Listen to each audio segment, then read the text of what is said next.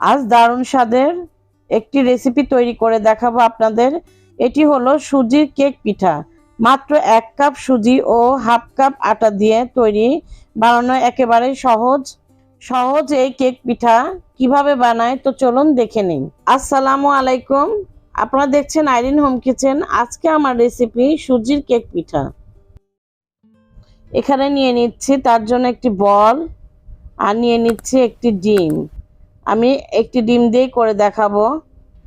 আর এখানে নিয়ে নিচ্ছি হাফ কাপের একটু বেশি চিনি।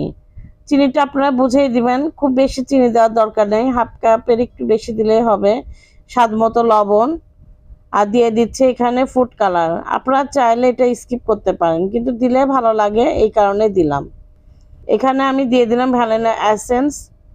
আপনারা চাইলে এখানে ছোট এলাচের গুঁড়াও অ্যাড করতে পারেন। আমি এখন ভালো করে কাঁটা চামচ দিয়ে মেখে নিচ্ছি। আপনারা চাইলে হ্যান্ড উইস্ক দিয়েও করে নিতে পারেন। ডিম আর চিনিটা ভালো মতো মেখে নিতে হবে। চিনিটা যেন একদম মেল্ট হয়ে যায়, সেদিকে লক্ষ্য রাখতে হবে। দেখুন আমার কালারটা অনেকটা চেঞ্জ হয়ে গেছে, আর সুন্দর করে আমি মাখিয়ে নিয়েছি। চিনিটা এই পর্যায়ে আমার মোটামুটি গলেই গেছে। আমি ভালো মতো হাত দিয়ে বিট করে নিচ্ছি, দেখেই বুঝতে পাচ্ছেন। আমার এখানে মেল্ট করা হয়ে গেছে। দিয়ে দিলাম 1 টেবিল চামচ ঘি। আর আপনারা চাইলে সয়াবিনের তেলও দিতে পারেন, কেননা ঘিটা দিলে ফ্লেভারটা সুন্দর আসবে এই কারণে। আর দিয়ে দিলাম আমি 10 টাকার প্যাকেটের যে দুধটা পাওয়া যায়, সেই 1 প্যাকেট দুধ। গুঁড়া দুধটা দিলে বেশ ভালো লাগবে খেতে, এই কারণে আমি দিয়ে দিলাম। এখন আমি ভালো মতো আবার মেখে চেখে নিচ্ছি। এখন আমি এখানে দিয়ে দিব গুঁড়া দুধটা। এখানে আমি 2 টেবিল চামচ দিয়ে দিয়েছি। আর এখন আমি দিয়ে দিচ্ছি 1 কাপ সুজি। একবারে দিব না, আমি 2 ভাগে ভাগ করেই দিব। দেখুন এভাবে করে আমি ভালো মতো মিক্সড করে নিচ্ছি। দেখুন আমি সবগুলো সুজি দিয়ে দিলাম। এখন আমি ভালো মতো মেখে দেখা যাচ্ছে এটা কিন্তু ডোটা কমপ্লিট হয়নি। এখানে আমি হাফ কাপ ময়দা নিয়েছি, আপনারা আটা ময়দা যেটাই হোক নিতে পারেন। আর এখানে আমি সুন্দর করে মেখে নিচ্ছি। এখন আমি এটাতে হাত লাগিয়ে মাখাবো, কারণ ডোর যেহেতু ভালো হবে, হাত হাত দিয়ে মাখালে কিন্তু এই মাখানোটা খুব সুন্দর হবে। আস্তে আস্তে সুন্দর করে মেখে নিয়ে আমি সবগুলা আটাই দিয়ে দিলাম। দেখুন আমার মোটামুটি মাখানো শেষ। আমি এই পর্যায়ে দিয়ে দিচ্ছি বেকিং পাউডার। এখানে বেকিং পাউডার দিতে হবে 4 চামচের হাফ চামচ, এর বেশি দেওয়া যাবে না। এখন আমি এই বেকিং পাউডারটা দিয়েও ভালো মতো মধে নিব, যাতে সম্পূর্ণ বেকিং পাউডারটার এই পর্যায়ে বেকিং পাউডারটা দিতে হবে, তাহলে ভালো হবে। এটা আমি দেখুন হাতটা ধুয়ে নিয়েছি। এখন আমি একটা টেবিল চামচের মধ্যে করে নিয়ে, আর টেবিল চামচের সাথে একটু তেল বা ঘি ব্রাশ করে নেবেন, তাহলে কিন্তু সুবিধা হবে।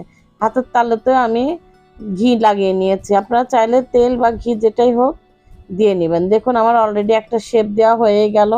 আমি এভাবে করে গোল করে নিয়ে একটু এক সাইড একটু চোখা করে নেব, তাতে কিন্তু সুন্দর পিঠার শেপটা দিয়ে দেওয়া হবে। যদি শেপ দিতে একটু পাতলা হয়ে যায়, তাহলে কিন্তু অবশ্যই আটা দিয়ে এটা টাইট ডোটা তৈরি করে নেবেন। দেখুন এই পর্যায়ে একটু আটা দিলেও কোনো সমস্যা নেই।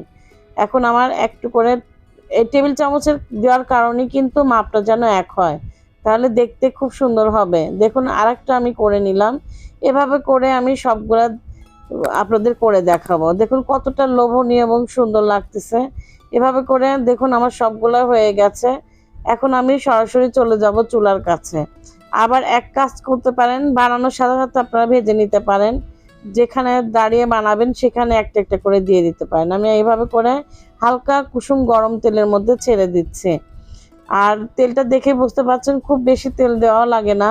আমি একটা একটা করে ছেড়ে দিচ্ছি, আর একটু ফাঁক রেখে দিতে হবে, কারণ এটা বেকিং পাউডার দেওয়া আছে, একটু ফুলবে।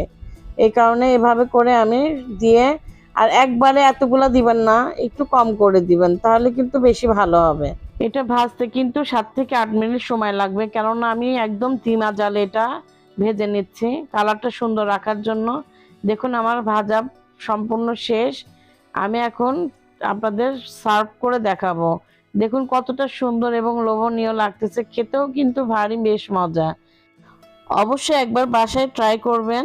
আপনারা যদি এই পর্যন্ত কোনো কিছু ভালো লেগে থাকে, তো অবশ্যই একটি লাইক সাবস্ক্রাইব করে আমার পাশেই থাকবেন, আর বন্ধুদের মাঝে শেয়ার করবেন। আজকে এই পর্যন্ত, ভালো ভালো ভিডিও নিয়ে আবারও হাজির হব। আল্লাহ হাফেজ।